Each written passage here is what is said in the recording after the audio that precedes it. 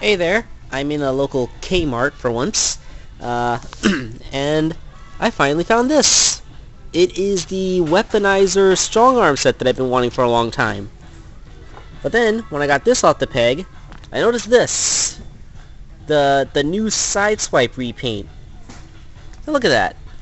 I mean, the color's getting a little bit saturated because of the lighting in here, but let's see if we can... Yeah, look at that.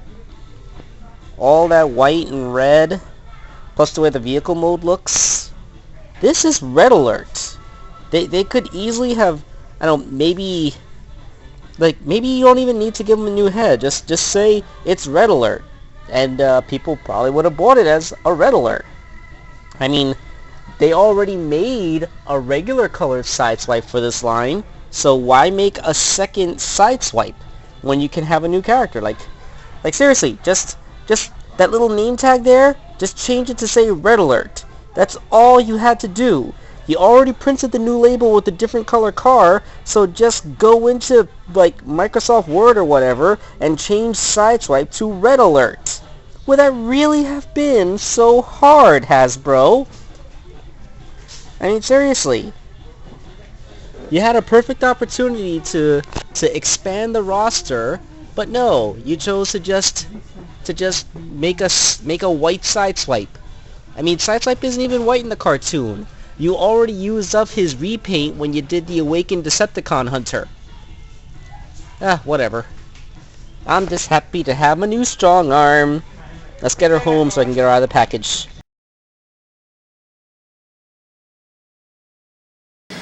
Okay, so here is Strongarm with her Minicon Sawtooth fresh out of the packaging. I attached all the translucent blue bits to Sawtooth, and okay, let's just get the Minicon out of the way. This is Sawtooth. He kind of looks like a Manta Ray crossed with a Scraplet.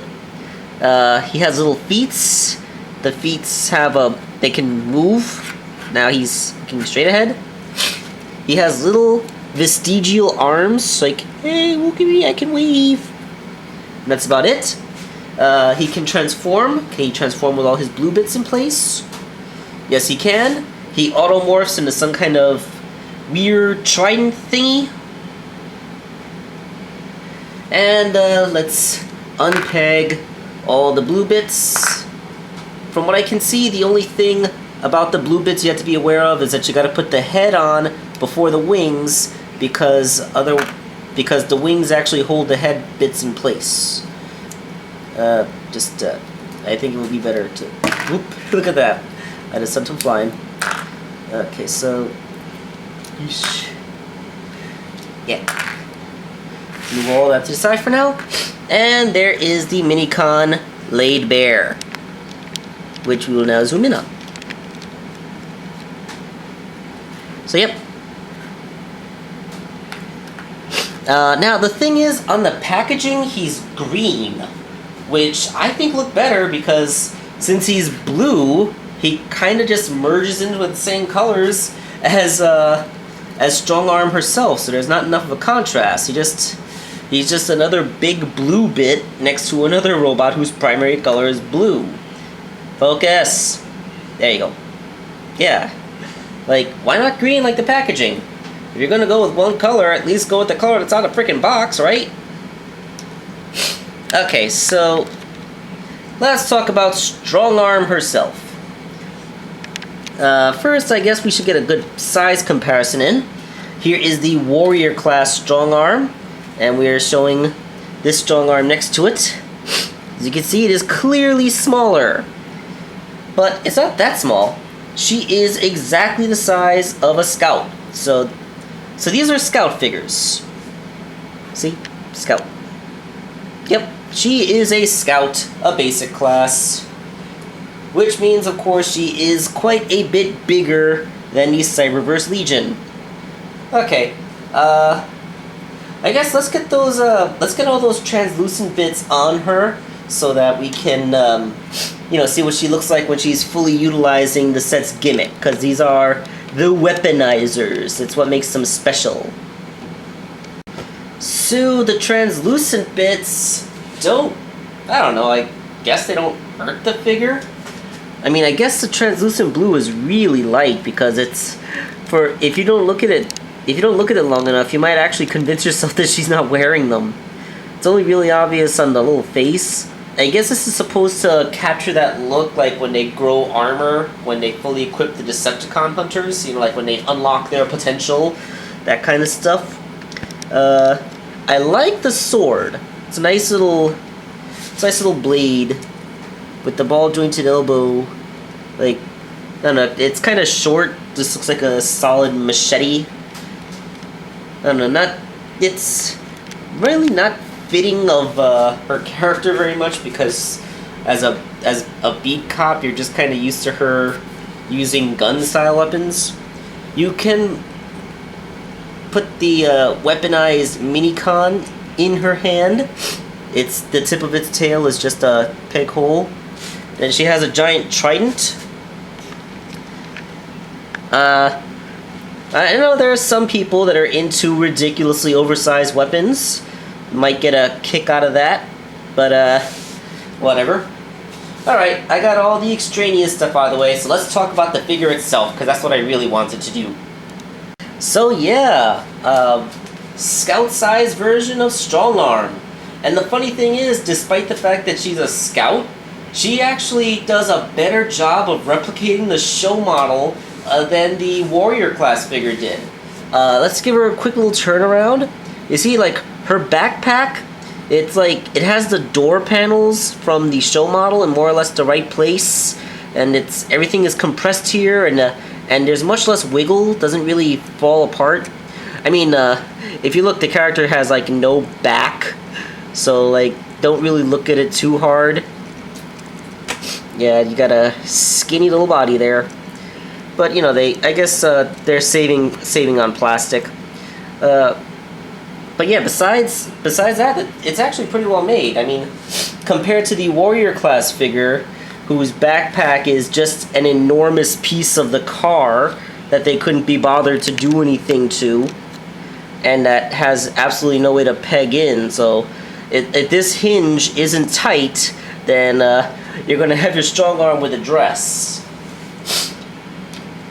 Sorry if I sound a little bit sniffly, I have the sniffles. Okay, so, going back to the basic size figure. She lacks a waist joint, and I think you could have fit a waist joint in there if you wanted to, given the way she's built. But let's not talk about what she doesn't have, let's talk about what she does have.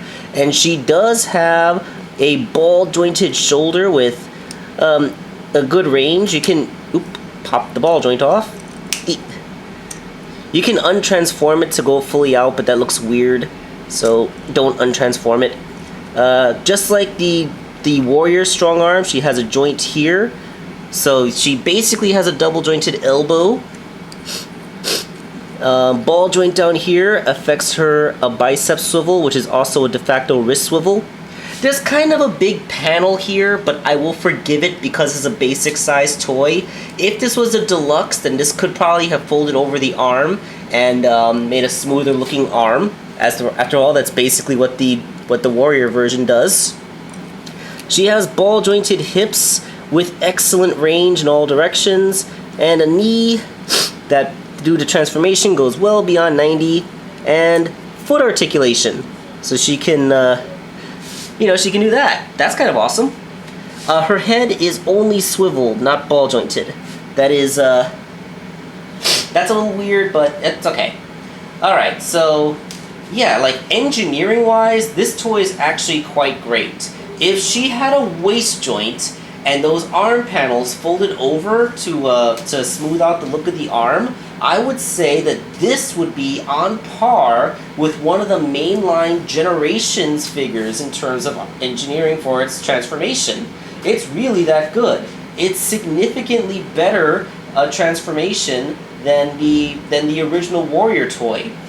I mean, I'm not going to blame the Warrior toy for too much because it was wave 1 on an intentionally simplified line, but really, I am completely in love with the way the backpack folds away.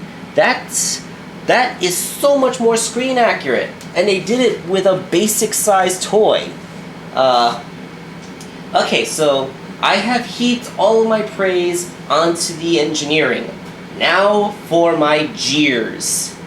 This figure is unbelievably, woefully underpainted. Yeah, like, she is just a big blue wash. She has, like, they didn't even paint match her head to her torso. Let me see if I can zoom in there. You can see, it's hard to show up on the camera, but let's bring my light source closer. Maybe that'll reveal what I'm talking about. There, you see it? Her head paint is significantly darker than her body paint.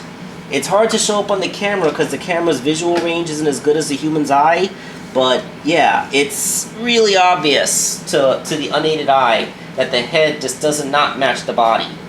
And aside from her eyes and her head crest and her silver face, her robot mode has almost no other paint. Like, I think her shins are painted white, but then that's it. They don't pick out the blue, they don't put any detailing on her feet, they don't do anything for her belt or anything around her waist, and most egregious of all, her chest plate is completely unpainted. That looks bad, especially with that big stupid poker chip right in the center of mass, because like, that's just a big white emptiness and a bunch of unpainted blue plastic. It is unfortunate.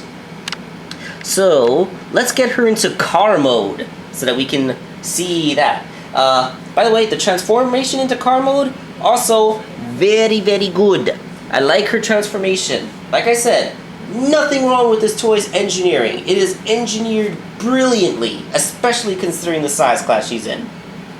And here is Strongarm's police truck mode. It is a nice little truck in terms of the way it's molded, at least. It rolls decently well. I'm not getting a lot of friction on that wheel for some reason, but it does roll too. It rolls okay.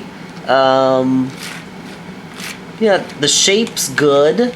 Like, I mean, underneath it's all hollow and you can see Strongarm's body, but, you know, that's basically how the warrior is anyway. Yeah, it's in terms of the engineering and the molding, I got no complaints. The problem is, this is one of the most egregiously underpainted cars I've ever seen. I mean, the Cyberverse Legion had a better paint job. At least they did the grille, the bumper, and they put the stripe on her side. Here, it's just like white front, blue back. They didn't even bother to pick out her side windows. They basically just did the Autobot symbol, the headlights, and the roof lights. And I still think that might be white paint there, but I'm not sure. But yeah, that is so underpainted. It just looks terrible. It's so egregiously underpainted. I mean, remember earlier how in the 3DS shot footage I was complaining about how they did a repaint and didn't bother to rename it? Well, here's something that they didn't even bother to paint. Forget repaints. They didn't what would you call the original one? They didn't original paint this thing. So yeah, it's really unfortunate how such a well-engineered toy, which is so beautiful in show accuracy and engineering, can fall so flat on paint. In fact, just like with Metal Sonic, I can't bear to look at her this way. So you're going to get a quickie Wakeangel2K1 custom as I make this thing look like something worthwhile. Well, that took about 3.5 hours. Yeah, I mean, this toy was woefully underpainted. Way more underpainted than the Warrior version was. At least the Warrior version had a smattering of the proper deco. This thing had almost nothing going for it.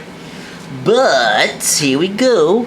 I mean, I didn't really paint too intricate a detail on her hood, but just that one blue spot, that's enough.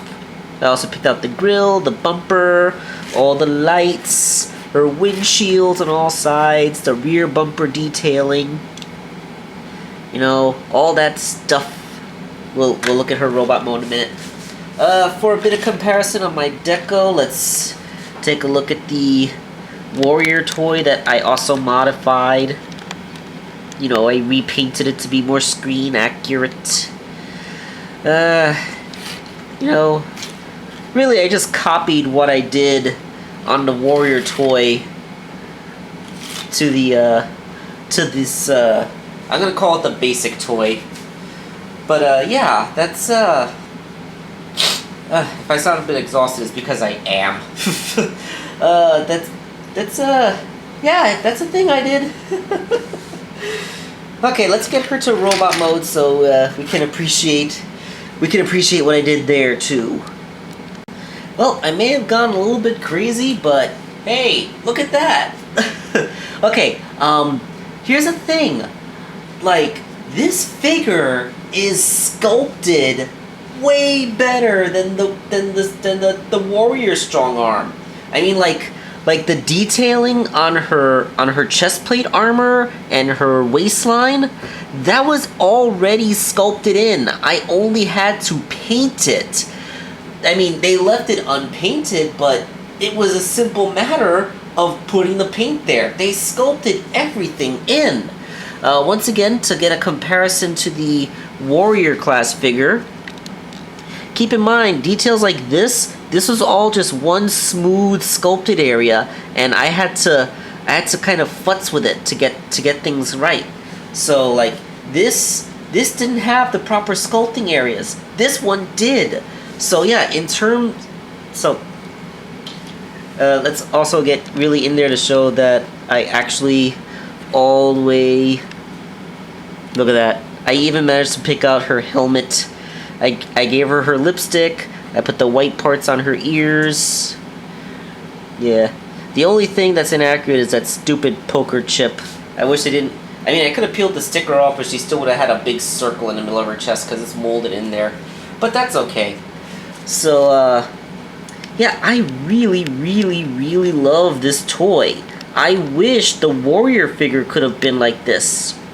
Because despite the fact that it's only the size of a Scout or a Basic, whichever terminology you prefer, the fact of the matter is that this is a better engineered Strongarm toy than the Warrior figure is, despite the fact that the Warrior figure is significantly larger.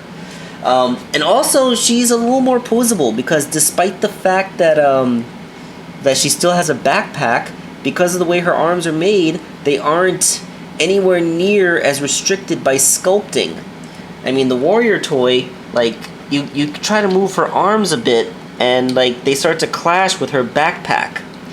You have no such issue with this, and you also don't have that problem with the ball joints gripping harder than the transformation joint. So she unpegs her shoulders when you try to move her arm up sometimes. And like, yeah, so I would totally recommend this Strongarm toy. Just keep in mind, she is woefully underpainted. This might be a good case to get the Takara one, because I heard that as far as this particular line of figures goes, the Takara versions are not that much more expensive than the American versions made by Hasbro. So if you're willing to drop a few extra bucks to get the better deco of the Takara version, I would say go for it. I mean, I spent 3.5 hours repainting the Hasbro version to look like this, and I know the average viewer isn't me. Of course, there's probably some other veteran Transformers repainters that will look at my job and call it amateur hour, but you know, we're all at various skill levels in our craft. But yes, this is a beautifully engineered toy that is more accurate to the show model than the original toy. Despite being smaller, I can't sell that enough, because that is actually really, really impressive. The only drawbacks to her engineering are the lack of a waist joint and these large panels on her forearms, both of which I think they would have engineered around if she were deluxe sized. This is essentially a Generations Transformer, like, downscaled to a basic figure, because this has all the hallmarks of being a Generations Deluxe. It has just the right amount of complexity, excellent sculpting, The paint job was crap, but I think even at the price point of a deluxe, they would have splurged and put a little more paint into her. Maybe not a full-on show accuracy, but, you know, better than what they gave us. So yeah, I recommend this figure on the strength of its engineering alone. And actually, I think most of the RID basic figures are actually really good, and in some cases are better than the Warrior figures. So, oh, and if you got the deluxe Grimlock, then he would stand, you know, like all the main characters for this show are deluxes. So having a Grimlock that's the same height as everyone else would look weird. Get the deluxe Grimlock, get the basic size everyone else, and the scale is preserved. Well, you would still get the deluxe Optimus, but yeah, like you know what I'm talking about. Get the deluxe versions of the big characters, these versions of the small characters, perfectly in scale RID line, and the engineering in these is totally up to snuff to live alongside them. So this has been Wakeangel 2001, and I'm signing off.